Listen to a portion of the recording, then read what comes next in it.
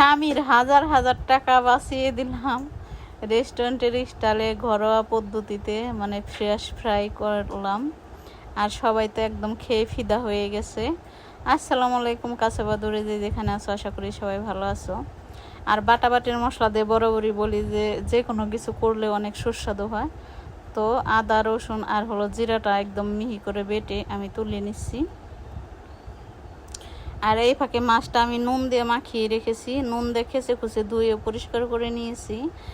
আর একটা পাত্রে আমি একটা মশলা বানিয়ে নিচ্ছি, সেই মশলার ভিতরে মাছটা মাখাবো। এর জন্য দিয়ে দিচ্ছি পরিমাণ মতো হলুদ ফাঁকি, পরিমাণ মতো মরিচ ফাঁকি, দিয়ে দিচ্ছি এখানে চাট মশলা ফাঁকিটা যে বাসায় বানায় সেই চাট মশলা ফাঁকিটা দিয়ে দিচ্ছি। সর্ষের তেল একটু, সর্ষের তেল দিয়ে মাছ যে কোনো মাছে মাখাইলে অনেক মজা লাগে, আমার কাছে গ্রানটা অনেক সুন্দর আসে। এর জন্য দিয়ে দিলাম স্বাদ মতো নুন, দিয়ে দিচ্ছি এক ফালটা লেবু চিপড়িয়ে রস। এখন এই সব মশলাগুলো আমি হাত দিয়ে নেড়ে চেড়ে মাখিয়ে নেব।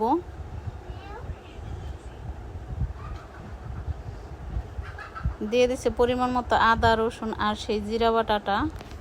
এখন সবগুলো উপকরণ ভালো মতো মিশিয়ে নিচ্ছি।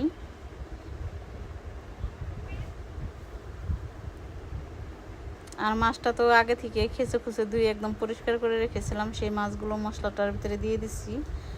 এখন ভালো করে মাখাঝাকা করে নিতে হবে। আর মাছটা মানে মাছের ভিতরে আমি 3টা কোয়েল পাখির ডিম দিব। তো কোয়েল পাখির ডিমটার ভিতরে এমনিতেই অনেক পুষ্টিগুণ, তো এর জন্যই মুরগির ডিম আর দিলাম না, 3টা কোয়েল পাখির ডিম দিলাম। আর মাছগুলো একদমই অল্প, এর জন্য ভালো করে মেখে আমি রেস্টে রেখে দেবো আধা ঘন্টার জন্য, যাতে মশলাটা ভালো মতো মাছের ভিতরে ঢুকে। তো আধা ঘন্টা পর আবার চলে আসলাম। বিসমিল্লাহির রহমানির রহিম।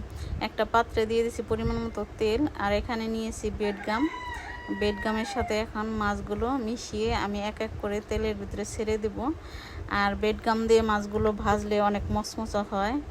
আর আমার মেয়ে তো দারুণ খেতে পছন্দ করে, মানে ছোটো বাচ্চারা এরকম কাটা ছাড়া মাছ খেতে অনেক পছন্দ করে।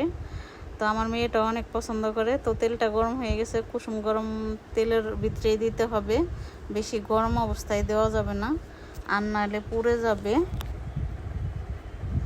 তো এরকম করে এক এক করে সবগুলো দিয়ে দিচ্ছি। তো উল্টিয়ে পাল্টিয়ে আমি ভেজে তুলে নিচ্ছি।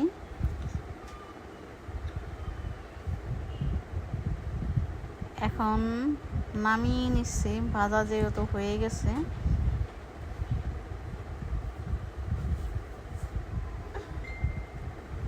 সবগুলো উল্টিয়ে পাল্টিয়ে আমি ভেজে তুলে নিচ্ছি। এখন গরম গরম খাওয়ার পালা।